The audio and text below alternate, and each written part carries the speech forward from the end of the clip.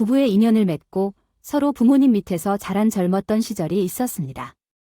하루아침에 서류상에서 남편과 부인으로 여겨져 함께 살게 되었으니 얼마나 서로 안 맞는 것들이 많은지도 알겠지만 그 모든 불편함을 사랑이라는 이름으로 감당해내는 것이 진정한 부부의 삶이라고 생각합니다. 제 남편과 나 또한 조금 늦게 30대 중반에 결혼하여 함께 살기 시작했는데 처음 몇 년간은 매일같이 이혼을 고려할 때가 있었던 것 같습니다. 남들도 한 번쯤 이혼을 고려하는 순간이 있는 것이 자연스러운데 제가는 그 마음이 심했다고 느꼈던 것 같습니다. 결혼 전에는 알지 못했던 막연하게 비슷한 성격을 가진다는 것이 결혼 후에 드러나게 되었는데 어떻게든 참고 이겨내며 이혼이라는 생각을 배제하고 함께 살아가기로 했습니다. 접어 놓았는데 그러다 보니까 10년이라는 세월을 함께 보내게 되었더라고요. 그 사이에 물과 기름 같았던 시간도 있었고 서로 죽자 살자 하면서 싸운 시간도 있지만 또 부부싸움이라는 것은 칼로 물베기 하는 것처럼 아이도 둘이나 나왔죠. 제 나이도 어느덧 40대 중반으로 되었기 때문에 서로 싸움을 법지를 하며 무조건 서로에게 맞춘다는 생각보다는 그냥 의리로 동료처럼 그렇게 산다는 생각을 더 많이 하게 된 것 같아요. 사실 어떻게 보면 그게 정말 하는 부부 생활을 이어가는 방법이라는 느낌도 있고요. 누군가에게 맞추기 시작하다 보면 그 사람의 희생이 따르는 법이니까요. 그래도 불같은 30대의 시기를 지나면서 이제는 조화롭게 40대를 보내보자는 생각을 했었는데 그것 또한 제 욕심이 컸던 것 같아요. 나이가 들어가면서 세상을 더 많이 보게 된다는 게 자연스러운 일이죠. 남편의 친구들 중에는 자신의 꿈을 실현하고자 사업을 시작해서 성공했다는 이야기가 있었습니다. 남편도 그들을 보면서 헛바람이 들었다는 느낌을 받게 되었거든요. 최근에 찍은 영상인데 새로운 사업 한 번 시작했는데 단순한 철물가게 하나를 오픈했지만 대박을 터뜨린다는 얘기가 나오더라고요. 아이는 손재주가 뛰어난 편이었기 때문에 그런지 간단한 공사를 하기도 하고요. 그래서 아파트 상가에 작은 가게를 오픈하자 모든 아파트 주민들이 찾아와서 전국적인 정보를 달라거나 수도꼭지를 바꿔달라는 요청으로 인해 상당한 수익을 올렸답니다. 이런 점 잘 알고 계셔야죠. 사업은 의욕만으로는 성공할 수 없는 것이라는 거요. 바람이 불어오는 건 알아들을 수 있는데 지금 할 줄 아는 기술도 없고 그 상황에서 딱히 할 만한 것도 없다고 생각해서 어떤 것이든 우선 시도하지 않으면 안 될까 생각해. 너무 겁먹어서 아무것도 시도하지 않으면 결국 이 자리에서 멈춰있는 채로 머물게 될지도 몰라. 일단 식당을 운영한다면 칼을 뽑았으면 고기도 잘라야 한다고 하잖아. 나도 뭔가를 시작한 다음에 천천히 발전해 나갈 수 있는 거 아니겠냐고. 누군가 사업을 무계획으로 시작하고 어떤 아이템을 선택하고 몇 년 안에 어떤 목표를 이룰 것이다와 같은 계획이 없다면 그 사업이 성장할 수 있는 건 아니잖아. 남의 말에 휘둘리지 않고 철문을 직접 해볼까, 카페를 오픈해볼까, 치킨집을 차려볼까 고민하는 사람이 어떤 이야기를 하는 걸까요? 사업을 시작하겠다고 해도 그냥 회사를 열심히 다닐 뿐이에요. 남편은 그런 말할 때마다 자기 기를 죽인다고 주장했지만 제가 사업에 대해 다양한 조언을 해줄 수 있는 이유도 있었어요. 우리 친정 아버지께서는 꽤 규모가 있는 공장을 운영 중이세요.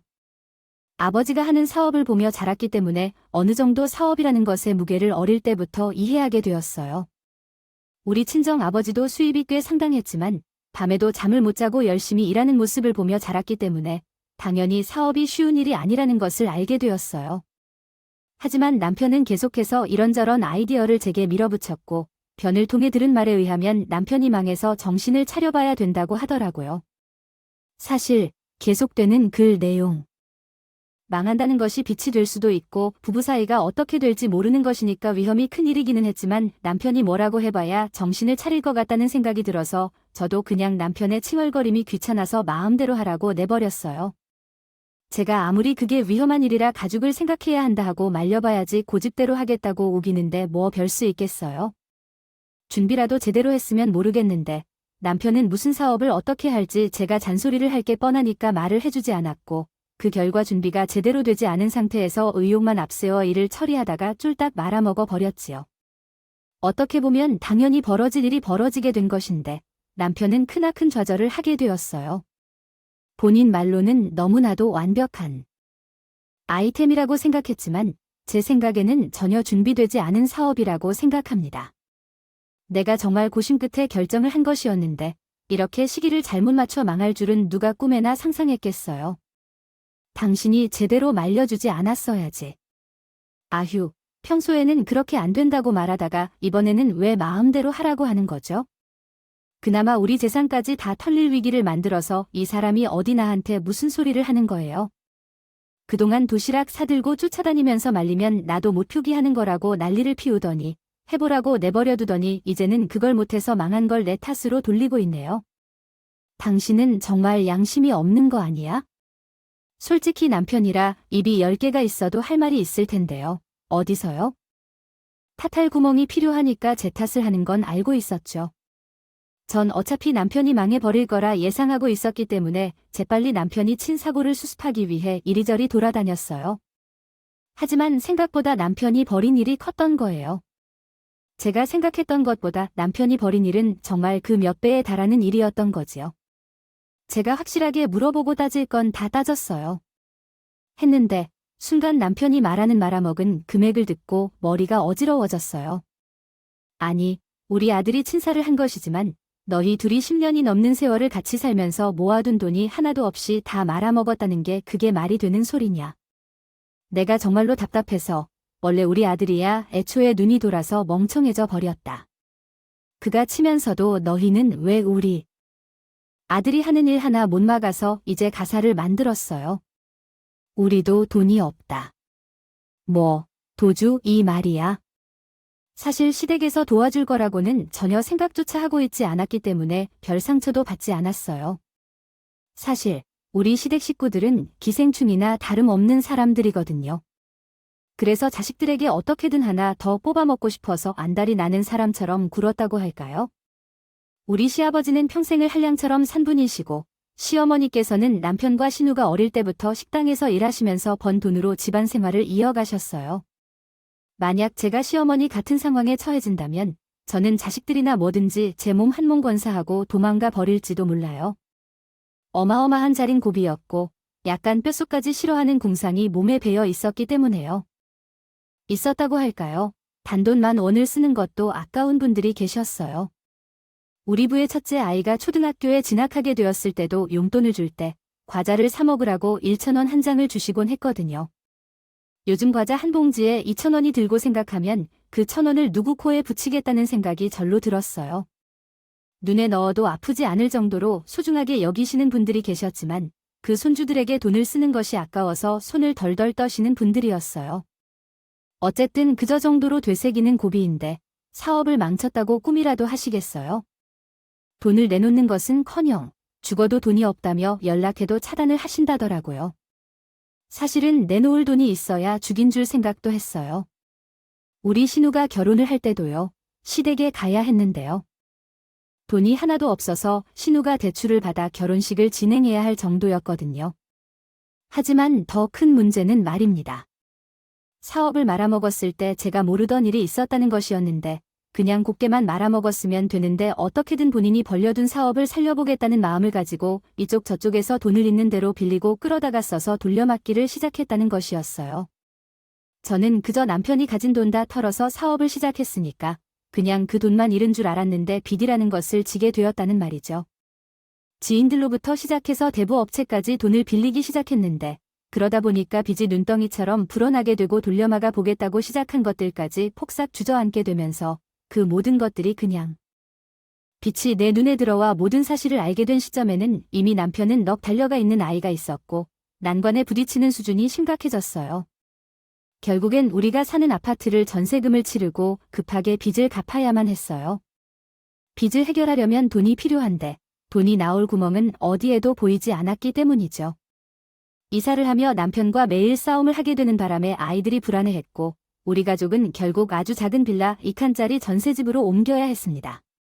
남편은 자신도 없어져서 더 이상 싸우려는 힘이 없는 사람처럼 보였고 저는 어떻게 이 현실을 벗어날지 고민을 했습니다. 정말로 쥐 구멍에도 카페트이 있으니까요. 하잖아요. 우리가 있던 곳은 쥐 구멍보다도 못한 곳이었던지 빛이 보이지 않았죠. 결국에는 친정에 가야만 했어요. 그 사업이라는 게 말이야. 그렇게 쉬운 일이 아니에요. 남들의 말만 믿고 해서는 안 되고 모든 것을 꼼꼼히 준비해도 실수가 일어나는 법인데 그런 과정 하나도 없이 이게 좋아 보인다. 저게 좋아 보인다 하면서 투자를 해대면 그의 말처럼 딱딱 이루어지겠다는 세상의 사람 등을 먹는 인간이 얼마나 많은데. 아이 그리고 실수를 알았을 때 일찍이 접어야지. 되도록 안 되는 거 살려보겠다고 대부업체에 돈을 빌린다는 게 애를 두 가진 아버지가 생각할 일이야? 장인어른, 정말 잘못했습니다. 제 생각이 너무 짧았어요.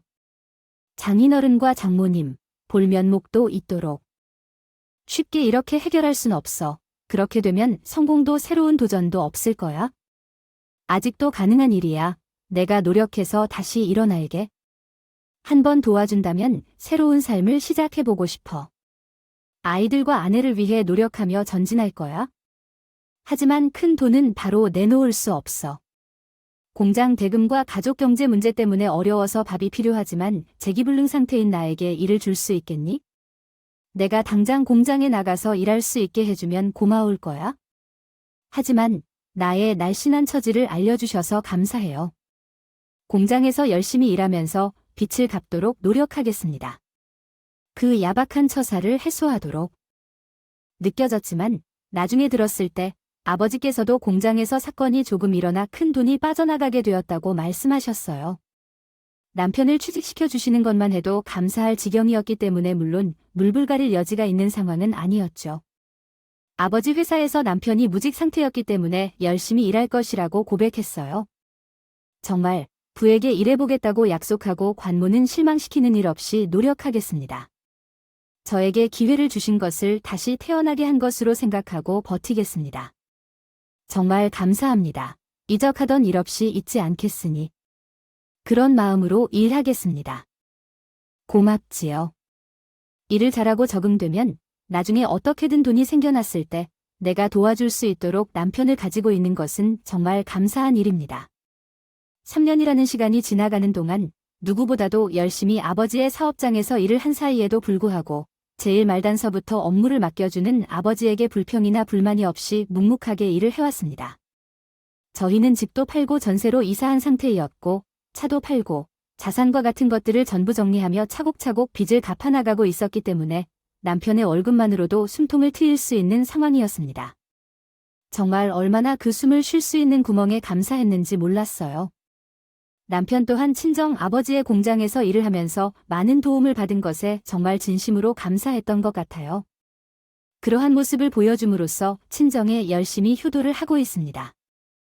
따지고 보면 친정 부모님 덕분에 우리 가족들이 어느 정도 사람다운 생활을 할 수 있었으니까 우리는 반드시 감사한 마음을 가져야 한다고 생각하지만 일상이 바쁘고 쉼없이 쫓아오는 빚덩어리 속에서 효도를 하는 것이 얼마나 중요한 일인지 생각해 봐야 할 것입니다. 우리 친정 부모님께서는 평생 동안 공장에서 일하시며 살아오셨기 때문에 어디 좋은 곳에 여행을 가본 적이 없으신 분들이셨어요.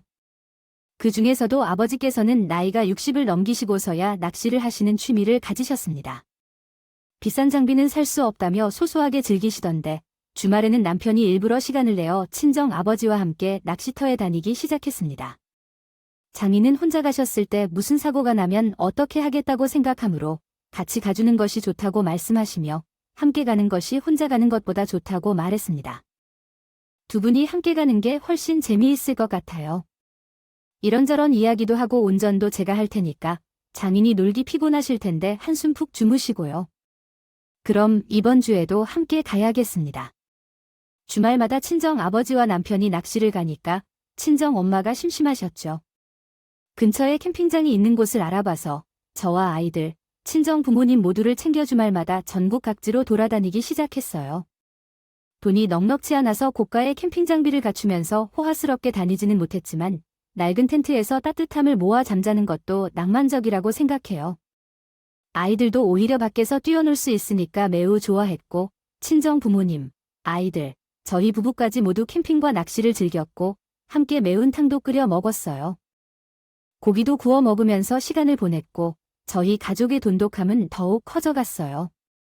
남편은 사업 실패로 인해 좌절감을 크게 겪었었지만 저희 부모님 밑에서 열심히 일을 하며 다시 한번 도약을 꿈꾸게 되었고 저희 부모님께서는 남편의 그런 포부를 정말 높이 사주셨어요. 남편은 그런 기대에 실망시키지 않겠다며 다짐하면서 피곤에 코피를 쏟으면서도 출근길 준비를 게을리하지 않았죠. 남자가 가을에 나무를 심으면 겨울에는 나무를 잘라야지. 그게 내 신조야.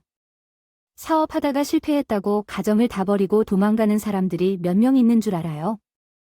이렇게 굳건하게 마누라랑 자식들을 먹여 살리겠다고 밤낮 없이 일하는 남자가 진정한 남자의 모습이에요. 내가 사위 한 명은 참 잘 뽑았네. 남편이 하는 일을 묵묵히 더던 줄만 알았지만 어느 정도 공장이 굴러가는 형태에 대해서도 일일이 알려주시고 다른 사람들에게는 알려주지 않은 경영 비법들도 알려주셨더라고요. 남편은 그 모든 것을 기다란 아들이면서 공장에서 누구보다 제일 열심히 일하는 사람으로 뽑힐 만큼 최선을 다해 뼈 빠지게 일했어요. 처음에는 할 줄 아는 일이 없어서 맨날 사무실에서 양복만 입고 일한 여자가 노가다 수준의 공장 일을 시작하게 되었는데 그때는 매일 밤 끙끙 앓는 소리를 내며 잠을 자고 꼭 씻고 나면 파스를 붙여 달라고 했었어요. 시간이 지날수록 적응이 되고 공장이 굴러가는 상황을 파악하게 되면서 정말 머리를 써가면서 공장 일의 흐름을 읽어갔어요. 일을 했고 그래서 아버지도 사위가 몸을 쓰면서 고생하는 것이 마음이 조금 그랬었던 건지 일반 공장 노가다 일에서 사무실 일로 바뀌어 주시고 월급도 많이 올려주셨어요.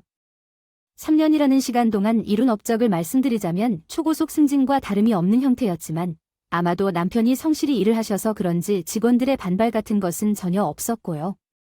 그때 우리 부부의 나이가 40대 후반이었을 때 매우 만족스러웠던 정도였어요. 아주 약간의 희망이 남아있지만 지금처럼만 일을 한다면 몇 년 안에 모든 것을 갚을 수 있는 상황이었고요. 한 번 가난을 겪은 후에는 사람은 분수에 맞게 살아야 한다는 것을 깨달았어요. 우리 친정 부모님은 우리 부부를 참으로 기특하게 생각하셨지만 시댁에서는 불만을 평으시고 남편이 너무 친정만 챙기며 친정에만 충성을 다하니까 나아진 부모를 생각도 안 한다고 생각하게 된 것이죠. 솔직히 우리 아들이 애서만 일을 하다가 노가다 판에 뛰어들게 된 이유는 사돈에게 감사해야 하는지 모르겠다는 건데 우리가 나아진 부모임에도 불구하고 척아이의 삶에 정신이 팔려서 그럴 수 있기 때문입니다. 취직시켜준 것이 뭐가 어떻다고 아이고 그냥 돈으로 해결해주면 되는 건데 그저 우리 아들 몸쓰기만 하고 뭘 감사해야 하는지 모르겠습니다. 저에게 퉁명스럽게 이야기하시는데 사실 그 모든 말들이 시어머니의 생각 없는 투정과 격분된 소리로만 느껴졌어요. 저희 시댁이 돈이 진짜 없었거든요. 저희에게 생활비를 요구하는 것은 마치 은행에 돈이라도 맡겨놓은 사람들처럼 느껴져요. 돈을 뜯어갔기 때문에 없는 살림을 뜯어갔더니도 고맙다는 소리 한 번 안 한 사람들이었어요. 물론 그게 우리 부부에게만 그랬던 것은 아니었고 신에게도 똑같이 행동을 했으니까 저희도 반발을 크게 할 수 없었죠.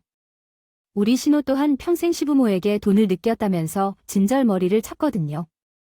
아나 정말 나를 낳아준 부모라만 연 끊고 살고 싶은 생각이 굴뚝 같다니까 어떻게 사람들이 저렇게 뻔뻔할 수 있는지. 우리 집도 지금 상황이 많이 힘든 거 알아요. 우리 시댁에서도 돈 한 푼 못 주겠다 이러고 있고 나는 임신도 되지 않아서 구박당하는 취급을 받고 있습니다. 남편이랑 대면한 와중에 우리 엄마 아빠가 나한테 뭘 하는 줄 알아요? 오빠가 사업 말아먹은 이후에 돈이 없다고 해서 생활비를 주지 않으니까 나에게 2배로 내놓으라고 하더라고요. 아휴, 아가씨에게 2배로 내라고 한다고요. 아가씨의 사정도 뻔히 알면서 부모가 그런 행동을 할 수 있어요. 나도 아가씨가 어떻게 사는지 뻔히 알면서 그러니까요. 언니도 내 사정을 다 하는데 아니, 우리 부모가 이해하지 못하는 것 같아요. 나가 얼마나 시집살이를 당하는지 돈이 없어 빌빌거리는 것을 잘 알면서 2배로 내라고 하더라니까요. 우리 부모는 결혼할 때 돈이 없었다고 그래서 내가 대출을 받아 결혼 준비를 해야 했어요. 나에게는 맨날 돈만 내놓으라고 해요. 아휴, 정말 인연을 끊어버리고 싶어요. 신우가 한숨을 쉬면서 신세한탄을 할 때마다 저도 그 마음을 참으로 이해하고 있어야 하는데 어떤 위로를 해야 할까요? 모르겠더라도 그렇게 3년이란 시간이 지나고 친정 아버지께서 저희 부부를 불러다가 할 이야기가 있다고 하셨어요. 저랑 남편은 얼마 남지 않는 빚까지 다 갚아 나가야 돼요.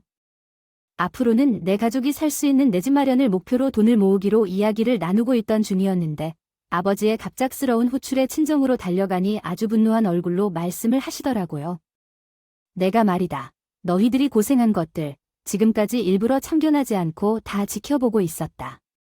너희들이 아등바등 사는 것들 다 해봐야 할 경험이라고 생각을 했었다. 이 말이야. 너희가 수련이 왔어도 강인하게 이겨내는 모습을 보고 도와줘도 되겠다 싶은 마음이 들었다. 부부 사이의 고성이 오갈 수 있는 문제였음에도 둘이 함께 헤쳐나가려는 모습이 참 보기 좋았다. 아버지가 술을 전해주셨었나요?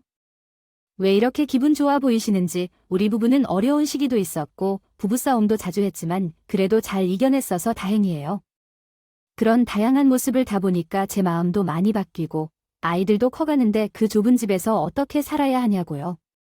아무리 그래도 집이 너무 작아서 3억 원을 부탁드려서 큰 집으로 이사를 가라고 할게요. 적어도 아이들이 각자 방 하나씩은 가져야지요.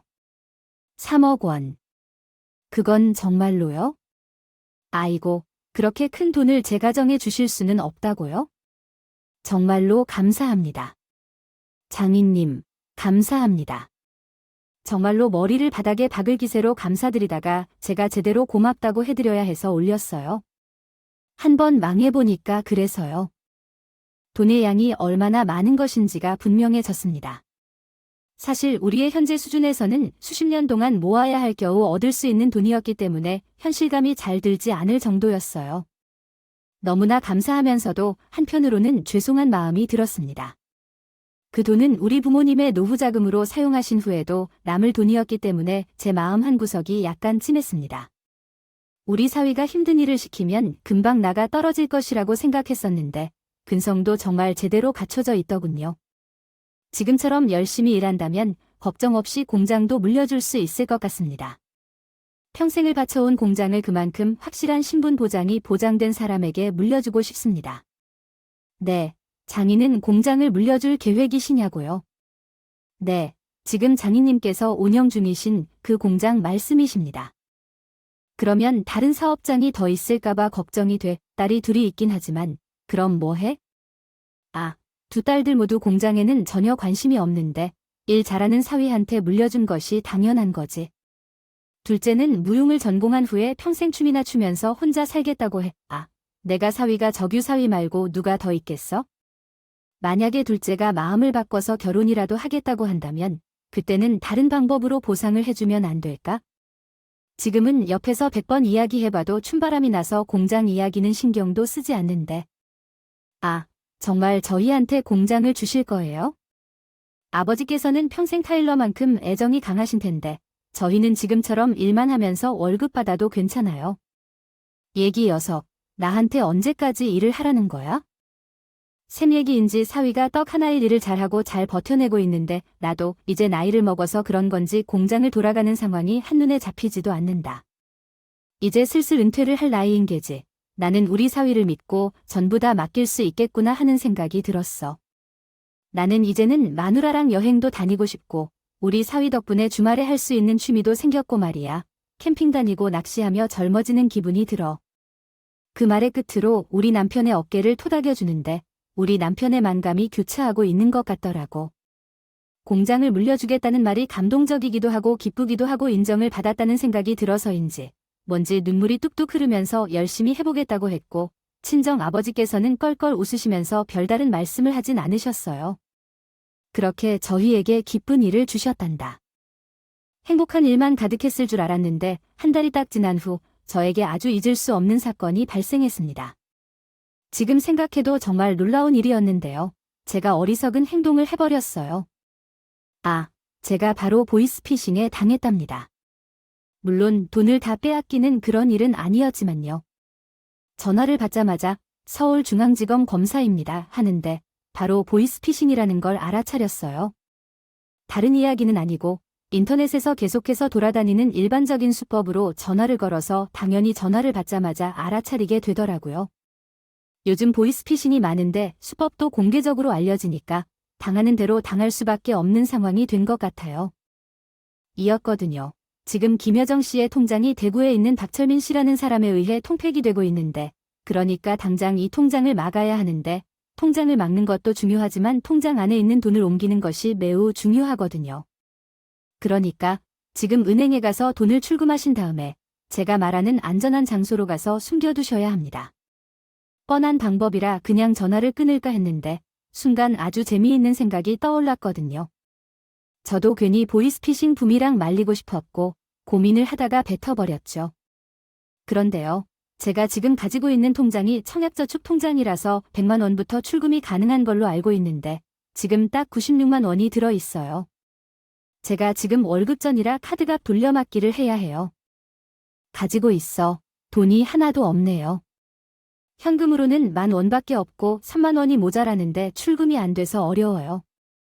그렇게 말을 하니까 검사를 사칭한 놈이 매우 당황하여 숨소리를 내뱉더니 너무 당황해하니까 저도 모르게 더 골려주고 싶다는 생각이 들고 말았고 건너면 안 되는 강을 건너고 말았습니다. 그럼 혹시 검사님, 저 한 3만 원만 꺼주실 수 있으세요? 그러면 제가 가진 10,000원을 집어넣어서 딱 100만 원을 만들어 가지고 출금하면 될 것 같은데 제 이름으로 된 통장이 대포 통장으로 쓰인다는 것이 너무나도 무서워요. 검사님께서 한 번만 도와주시면 안 돼요? 그렇게 말을 하니까 피싱범이 당황하면서 잠시만요 하고 전화를 끊네요. 버리더라고요. 바보놈들 속일 사람을 속이려 했어야 했는데 한 5분 뒤에 다시 전화가 왔는데 제 계좌번호를 쭉 부르더니 여기에 3만 원을 지금 송금해 주겠다는 게 아니겠어요. 이번에는 정말 제가 당황했죠. 정말 무서운 건 제 계좌번호를 줄줄이 외우고 있었다는 점이었어요. 개인정보를 사고하는 시대라고 할 수 있겠지만 이렇게 지극히 개인적인 것처럼 다 알고 있다고 하니까 겁이 나더라고요. 지금 3만 원을 넣었으니까 확인해 보시고 확인되셨으면 100만 원을 출근해서 가까운 지하철역에 물품 보관함에 넣어두시면 되고요. 저희 금감원 직원이 회수할 텐데 비밀번호는 1234로 지정하셔야 합니다. 은행에 가셔서 일단 출근부터 하세요. 전화 끊지 말고요. 아셨죠? 알았다고요. 대답을 하고 나서 휴대폰을 들여다보았어요. 저는 은행 어플에 입출금 알람을 설정해 두었었는데 때마침 3만 원이 입금되었다는 알림이 울려오더라고요. 입금된 걸 확인하자마자 웃음이 터질 것 같아서 전화를 끊지 말라고 하는 보이스피싱범의 말을 무시하고 전화를 끊었어요. 그리고 그 번호를 아예 차단해버렸고 그 이후에 오는 모르는 번호는 전혀 받지 않았어요. 3만 원이라는 공돈이 생겨서 기분이 좋았는데 그 돈을 쓰기는커녕 아주 어마무시한 일들이 저를 기다리고 있었더라고요. 정말 상상도 할 수 없는 일이었어요. 왜냐하면 제 계좌가 보이스피싱의 의심 계좌가 돼서 검찰, 경찰 그리고 은행에서 조사를 시작한 탓이거든요. 아휴, 일일이 설명하자면 무척이나 복잡한데 어찌할까요? 되었든지 간에 검경이 추적 중이었던 보이스피싱범이 일반인 계좌로 송금을 한 것은 처음이었던 사례였기 때문에 제가 보이스피싱 조직의 본체 우두머리라는 의심을 받게 되어 징검다리 계좌를 확인한 후 조사를 시작했습니다. 이에 따라 정말로 검찰에 출석해야 한다는 명령을 받았고 처음에는 이 또한 보이스피싱인가 싶었으나 곧 진짜임을 알게 되었죠. 무서운 마음에 한 달 뒤에 검찰청을 방문했더니 만금융사기 범죄의 연루로 통보를 받았습니다. 줄줄이 이어서 다음날 은행에서 제 계좌가 동결되었다는 연락이 왔고요. 더 중요한 점은 그 계좌가 제가 유일하게 가지고 있는 계좌라는 것입니다. 그러니까 저는 한마디로 은행 거래를 전혀 하지 못하게 된 사건이었습니다. 지금은 아무렇지 않게 이야기를 하고 있지만 그 당시에는 너무나 무서웠어요. 혼나는 줄 알았습니다. 검찰에 출석해서 조사를 받는 내내 울었다니까요. 아니, 검사님. 제가 정말 너무 황당해서 뭐라고 말을 해야 할지도 모르겠어요. 아, 제가 진짜로 보이스피싱에 대해 모르는 평범한 사람이고요. 정말 범인이 아니에요. 그저 보이스피싱 범인을 알고 한번 걸려주고 싶어서 벌인 일이었는데 이렇게 크게 커질 줄 상상도 못했어요. 아이고, 검사님, 추측하자면 범이 아니다니까요. 이미 검찰이 쫓고 있었던 범인이었습니다. 게다가 사건이 상당히 축척된 조직으로 인해 강도 높은 조사가 시작되었고 저는 정말 억울하다. 아니다 하는 말 밖에 할 수는 없습니다. 수가 없었어요. 내내 울면서 제 무죄를 증명해야 했는데 사실 제가 뭐 진짜 범인이 아니라는 사실은 금방 드러났죠. 저는 검찰에 출석해서 조사를 받는 내내 조사관들에게 엄청나게 혼납니다. 제 나이가 무슨 한두 살 먹은 것도 아닌데 나이가 40대 후반인데 이런 일을 벌인다는 것에 검찰에서도 무척이나 황당해했고요. 아, 여사님, 고 이런 일을 벌이셨습니까? 한두 살 먹은 어린아이들도 아니고요. 저도 이런 사건은 처음이라 황당합니다. 그 사람들이 얼마나 무서운 놈들인지 알아요. 여사님 사는 집 주소도 다 알고 있을 텐데 그 보복이라도 당하면 어쩌려고 이런 일을 벌이십니까? 그놈들이 심이라도 품없으면 큰일 날 수도 있었다고요. 아휴, 저라고 이렇게 큰 사건이 될 줄 알았으나 그저 장난 한 번 치고 너희들이 사람들을 등쳐먹는 것처럼 나도 그럴 수 있다는 걸 한 번 보여주려고 했는데 아이고 검사님, 정말 잘못했습니다. 제가 2번 다시는 이런 사건에 휘말리지 않도록 명심하겠습니다. 네, 아예 조사해보니까 아예 그쪽이랑 연관도 없는 것도 잘 알겠고요. 그래도 앞으로 몇 번 더 참고인 신분으로 출석하셔서 은행 계좌는 아마 6개월 정도는 동결될 수 있으니까 은행 거래는 한동안 못 하실 거고요. 일단 범죄 연루된 것은 없어서 빠르면 3개월 정도 만에 풀릴 수도 있고요. 가보세요. 그럼 그 보이스 피싱범에게 뜯어낸 3만 원은 어떻게 하나요? 아, 여기에 증거품으로 제출해야 할까요? 혹시 모르니까 남편한테 3만 원 고긴 했는데 아휴, 됐습니다. 그걸로 뭐요? 식사하세요.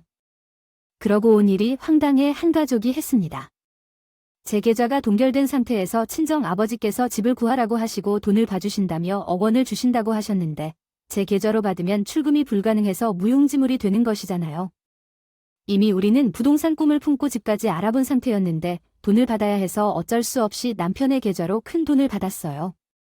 그렇게 이사를 하면서 바빴고 어느 날 시부모님께서 시댁에 오자고 해서 갔더니 어찌나 대단하게 신우도 와 있더라고요. 엄마 나 보리굴비 뜯어줄 거야? 아우나, 이상하게 그 비릿한 보리굴비가 너무 당기는 거 있지? 차가운 녹차도 준비해. 주어야 해요. 아, 그리고 집으로 채도 볶아주세요. 진미채는 집에 싸갈 건데 지난번에 준 메추리 장조림도 다 먹었는데 그거 더 있어 이상하게요. 엄마가 해주신 반찬이 너무 맛있어 당기는데 신우가 이거 해달라, 저거 해달라 말하고 있어요.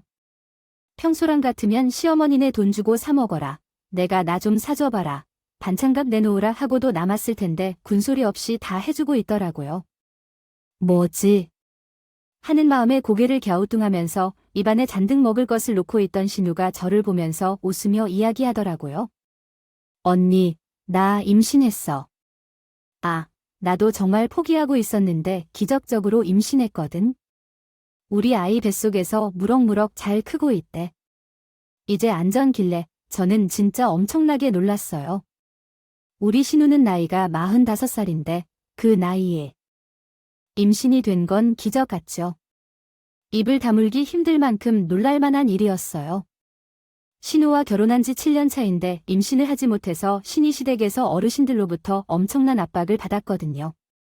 그뿐만이 아니라 임신을 해야 한다며 안 해본 일이 없을 만큼 평온하게 다녔고 무속신앙도 따르고 미신은 다 해봤을 만큼 임신을 갈망했어요. 몇 년째 시험관을 도전 중이었는데 마침내 임신했다는 거죠. 아, 정말 이번이 마지막이라고 생각하고 도전했는데 착상이 다행히 일어났어요. 우리 시댁에서도 경사가 났다고 하시고 내가 나 남편이 얼마나 울었는지 몰라요. 예민하기 때문에 엄청 조심해야 한다고 먹고 싶은 건 다 먹으라고 하지만 우리 엄마 음식이 그렇게 당기는 거 있죠. 언니, 축하해줘. 정말 너무너무 잘 됐어요.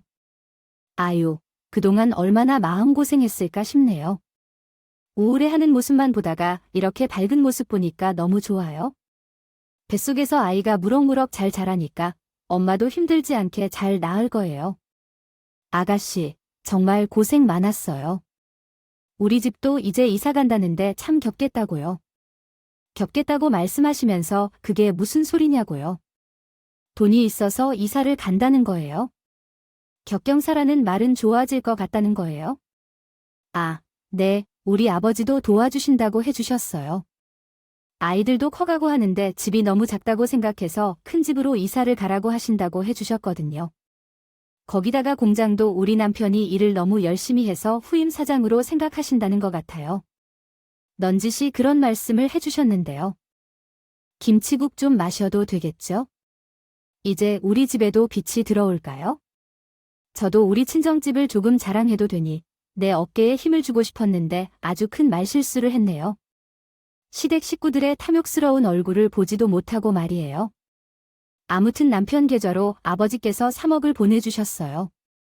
우리 가족이 마음에 들었던 집이 있었는데 아버지께서 보내주신 그 돈으로 해결이 돼서 아버지께서는 남편에게 공장 인수인계도 시작하셨어요. 인수인계 때문에 바쁘고 이사 날짜를 맞추느라 이사 계약을 조금 미루고 있었는데 술술 날짜를 잡아야 하고 계약금을 걸어야 할 때가 다가왔죠. 근데 남편이 요리하고 저리 피하는 게 아니겠죠? 여보, 왜 자꾸 집 계약을 미뤄요? 문제가 생기면 피하려고 그래요. 우리 이사를 해야겠다고 생각하게 된 게 하나 있어요. 당신께 말을 해야 할까요, 말아야 할까요? 고민이 되긴 했지만 안 하면 답답할 것 같아서 솔직하게 말씀드릴 거예요. 제 동생이 이번에 정말 힘들게 임신을 했거든요. 그래서 이야기인데 진짜 기억에 남는 임신 축하 선물을 해주고 싶어서 고민을 했거든요. 그때 그 장인 어른이 3억 원을 보내주셨잖아요. 지금 정말 힘들게 살고 있는 거 압니까? 임신까지 한데 애를 키우는데 돈을 바치지 않겠다고 하는 말이더라고요. 그래서 제 여동생을 위해서 하나뿐인 조카를 위해서더라도 이 4억을 주고 싶어요. 그래도 돼요. 그렇게 말씀드리는데 순간 머리가 망치로 맞은 것처럼 느꼈어요. 너무나도 말도 안 되는 이야기를 하니까요. 피싱당했을 때와 같은 상황일 때 이게 무슨 상황인지 궁금해졌어요. 자기 돈을 주겠다는 식의 말을 하면서 그 돈이 우리 아버지가 집을 사라고 주신 돈이지 본인이 벌어서 모은 돈이 아니잖아요. 아이 너무 현실적이지 않은 말을 해서 순간 이해가 잘 안 가네. 그 돈을 왜 신우에게 주겠다고 그래? 우리 아버지가 주신 돈을 말하는 거야? 나는 여동생 없는 게 아니야? 우리 여동생도 우리 아빠의 돈을 탐내지 않고 조용히 지내는데 신우는 왜 그걸 나타내는지? 우리 아버지의 돈을 탐내는 말을 하는 것 같은 소리를 하며 댓글을 달아주던가 하지. 아이야, 내 동생이 임신하기 어려웠다는 건 알잖아. 그 정도로 선물해 줄 수도 없어 결혼하고 지금까지 시집사이만 당했는데 이제서야 꽃을 피웠는데 그 정도로 선물해 줄 수 있잖아. 해주기는 뭐를 해줘? 우리 사정이 어려워서 친정집에서 돈을 빌려와서 집을 살려고 하는데 아이야, 우리가 재벌이라 하면서 3억이라는 돈을 신우한테 주겠다고 해. 미치겠어. 공장은 이제 내 것이 될 텐데 그것도 인수 절차가 거의 끝났는데 우리는 번 돈으로 해결하면 되는데 시기가 조금 늦어질 뿐이야. 진짜 넌 미쳤어. 말도 안 되는 소리를 하니까 어떻게 반박해야 할지도 모르겠다. 그리고 그 공장에서 언제 3억을 벌어서 우리 집을 살 수 있을 거라고 운영을 너처럼 잘할 수 있을 것 같다고? 너의 사업은 망했어. 아, 우리 아빠 공장도 망쳐먹는 거야? 아니, 잘 나가다가 그런 얘기는 왜 하는 거야? 넌 은근히 내가 망하길 바라는 거야? 아, 정말 기분 나쁘다. 어차피 이제 내 공장은 내 소유이고 그래서 내가 알아서 할 거야. 여동생이 죽는 줄 알아서 내 여동생한테 이런 일이 일어나지 않게 배포도 못 해줘야 해. 아니면 반대로 하면 내 통장엔 돈도 들어있어. 그렇다면 내가 알아서 할 필요가 없지. 정말 이런 치사한 방법까지 사용하려고는 안 했는데 참기가 안 된다. 그래서 그놈은 받아들이기엔 안 되겠다고 생각했어. 남편을 향해서 바로 서류 한 장을 던졌어요. 남편은 이게 뭐야? 하며 서류를 보았지만 곧 사색이 되는 거예요. 그 서류는 사업자 등록증이었고 우리 공장 주소로 되어 있었는데 사업주가 내 이름으로 되어 있었어요. 당연히 남편은 눈이 휘둥그려졌죠. 잠깐만, 이거 장인 너의 사업자 등록증 아니야? 아니, 나한테 준다던 공장이 왜 당신 이름으로 되어 있어? 당신이 사장인 건데 왜 당신 이름이 되어 있는 거야? 왜 그랬겠지 하면서 그런 생각을 했겠지. 은혜도 어디에 없이 나대잖아. 너 사업자였다가 망했었거든. 아, 내가 너 이름으로 주니 뭘 믿고 주는 거야? 내 이름으로 주고 실제 상품을 내가 보는 건지? 아빠가 그 정도 생각도 없이 너에게 그냥 주었을까봐. 너가 솔직하니 결혼하고 사업이 망할 때까지 우리 집에서 뭐 했니? 집에 가는 것도 귀찮아하고 연락도 안 하고 그러는 건데 놓고서 일자리를 주니까 콩고물을 기대하고 잘한 거잖아. 그리고 너가 공장에서도 크게 문제가 됐다며 이제 나가 차기 주인이라 하면서 내 사업장이라고 다니는 건 우리 아빠가 몰랐을 거야? 인수인계가 시작되자 직원들이 갑자기 하더라는 건 야, 네가 그렇게 하고 있잖아. 사장이 바뀌면 사람들이 어쩌나 하다가 그만두겠다고 했다더라. 그게 말이 되도록 소리야. 언제 내가 그랬어? 이건 모욕이야, 나한테. 사업장을 운영하기 싫어서 나는 지금 있는데, 식구들이 다 짜고 치는 것 같은데, 일은 내가 다 했는데 왜 감투마저 내가 쓰게 했어? 얼씨고, 아직도 입이 살아서 그런 말을 하고 다니냐? 어디 증인들을 다 불러와봐. 사람들이 다 너 때문에 못하겠다고 하는데 왜 모르는 거야? 다 알아. 아이 그래. 그렇다고 아무리 그래도 이런 몹이 어디 있어? 그렇다면 난 뭐야? 아, 사장도 아니고 그냥 일하는 바지 사장도 아니고 결국 월급쟁이고 이익은 다 내가 가진 거 아니냐고? 아, 내 아빠가 공장 주고 딸이 내가 하는 게 뭐야? 애초에 너한테 갈 일도 없었던 거야? 내가 사정해서 일하기 시작하면서 가능성을 보고 있는 거지. 근데 갑질을 해 그 말에 우리 아버지가 냅다 내 이름으로 사업자를 바꿔주시더라. 내가 사업 망치는 이유를 알겠다고 하셨어와 함께.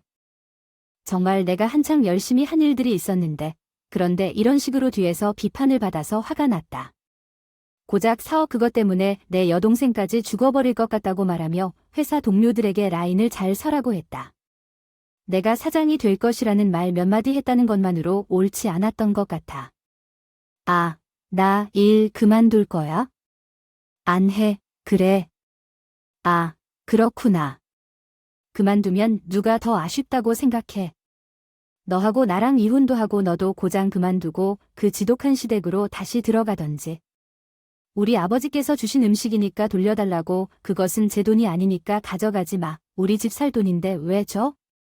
아, 나한테 장인님이 주신 거인데 왜 주냐고. 무슨 말이야? 이혼할 거면 집은 줄 수 없어. 넌 그 돈 당장 내놔. 안 내놓으면 후회할 거야. 내가 어떤 수단을 써서라도 돈을 되찾을 거야. 그렇게 불화스러운 싸움을 하다가 서로에게 상처를 줬지. 이혼을 결정했어. 그런데 이 바보 같은 녀석이 갑자기 겁치게 됐어. 건지 몰라 이혼 못한다라고 나왔을 때 나는 신우에게 몰래 사드렸어요. 신우는 그 돈으로 냉큼집을 사려 하더니 돈을 내놓으라고 할지도 몰라서 그랬을 거예요. 제가 참을 수 없어서 이 놀라운 사실을 친정에 알렸더니 친정 부모님은 믿는 도끼에 발등 찍힌다며 난리를 냈어요. 즉시 이혼 소송을 걸으라는 불호령에 나도 즉시 소송을 제기했어요. 남편이 잘못한 것이 없다며 이혼을 꺼린다는 태도를 보였지만 3억이라는 돈이라면 머리집이 등색이겠죠. 게다가 저희 부부가 집을 사들인 것이 아니라 전세로 가져왔기 때문에 재산 분할을 해야 해서 남편만 손해를 보는 것이지 저는 이득이에요.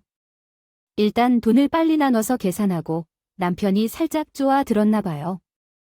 이렇게 이혼하면 아이는 어째서 넌 엄마가 되었는데 애들을 온전한 가정에서 키우고자 하는 생각을 안 하고 이혼하면 누가 손해인가? 취소를 할 수 없는 건가? 누가 손해인데 나는 손해라고 생각하지 않는데 애들을 어떻게든 잘 키워서 아름답게 추억을 만들어줄 거야. 남편은 아무 말도 못했는데 더 웃긴 건 우리 친모가 전 남편을 고소했다는 거야. 내 딸이랑 준 돈을 직구했는데 이혼을 하면서 그 돈을 돌려줘 당해요.